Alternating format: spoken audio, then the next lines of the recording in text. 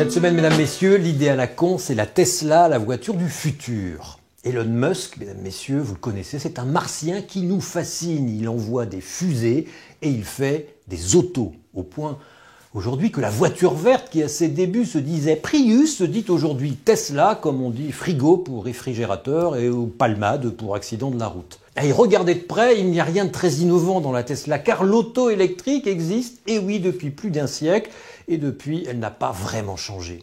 Mesdames, messieurs, en 1900, je vous l'apprends peut-être à Paris, comme à Berlin d'ailleurs, l'essentiel des taxis roulait déjà à l'électricité. Le possesseur de voiture en 1900, c'est le même que celui qu'aujourd'hui a une Ferrari, une Maserati, une Lamborghini.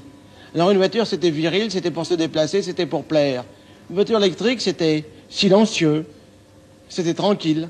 Alors qu'une voiture à essence, ça faisait du bruit, ça sentait mauvais. Et puis le mâle mettait en route à la manivelle.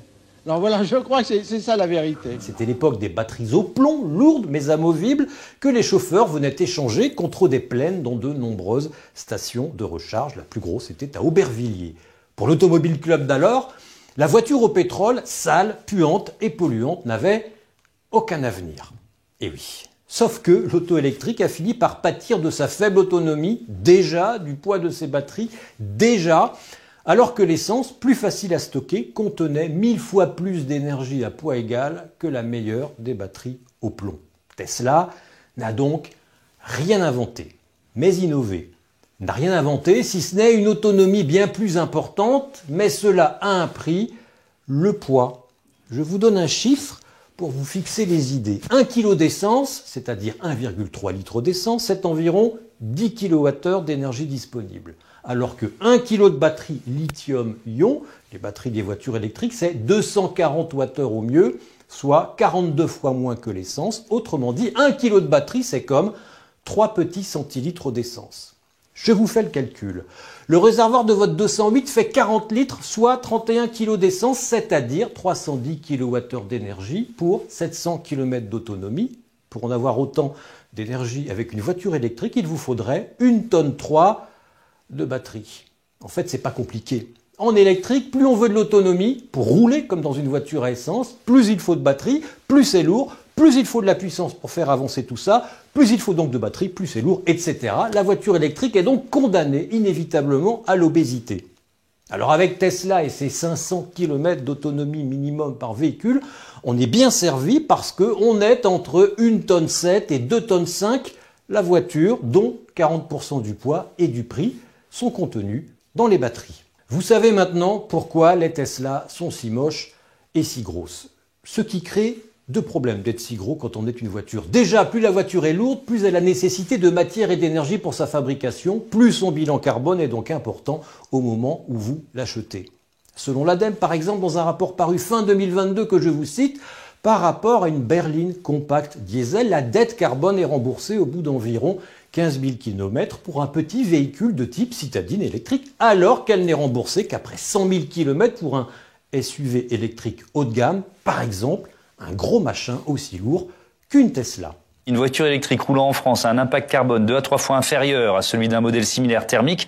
Et alors là, on rentre dans les conditions. À condition que sa batterie soit de capacité raisonnable, inférieure à 60 kWh, et avec une batterie de taille supérieure, l'intérêt environnemental n'est pas garanti. Alors d'après d'autres études, il faudrait rouler entre 50 000 et 100 000 km pour commencer à émettre moins de CO2 qu'un diesel équivalent, sachant que le Français moyen fait à peine 12 000 km en moyenne chaque année. Autre problème de poids, plus une bagnole est lourde, plus ses pneus sont larges et plus vite elle les use. Cela libère des microparticules qui finissent dans nos poumons et dans les océans, sachant qu'un véhicule électrique est toujours 30% plus lourd qu'un véhicule diesel équivalent. Alors d'après une étude de l'OCDE parue en 2020, une grosse auto électrique genre Tesla émet au total et au final 3 à 8% de particules fines en plus que les véhicules à essence équivalents. Preliminary studies show that small increases in particulate matter might have led to a rise in mortality rates. Et je ne vous parle pas évidemment de l'origine de l'électricité qui alimente les Tesla. Non, en fait, je vais plutôt vous parler des sous. Pourquoi ? En 2020, la maison d'Elon Musk a annoncé son premier bénéfice après 17 années d'existence. 720 millions de dollars. Grâce à ses ventes de voitures? Non, non, grâce au quota de CO2 que lui achètent les constructeurs de voitures qui polluent et qui sont obligés, sous peine d'amende, d'acheter les tonnes de carbone qu'ils continuent, eux,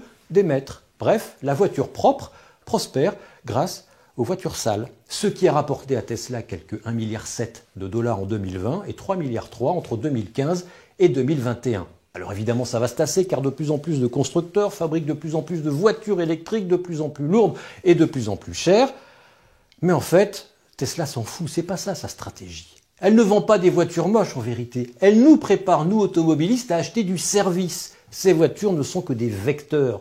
Le but réel, la voiture autonome qui, lorsque monsieur et madame n'en auront plus besoin, tournerait demain toute seule dans les rues le soir, par exemple, en quête d'un client. Ce serait une sorte de location permanente entre particuliers qui permettrait d'amortir l'achat du véhicule. Alors en 2018, des chercheurs de l'université de Berkeley ont simulé ce que cela donnerait en proposant à chaque famille cobaye une voiture avec chauffeur pendant une semaine.